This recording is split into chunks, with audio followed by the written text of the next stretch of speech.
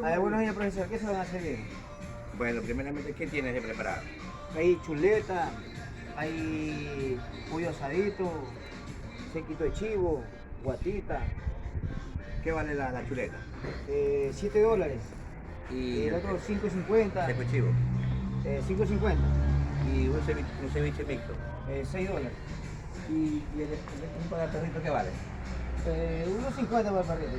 Deme 2, 4, 6, 8 de perro.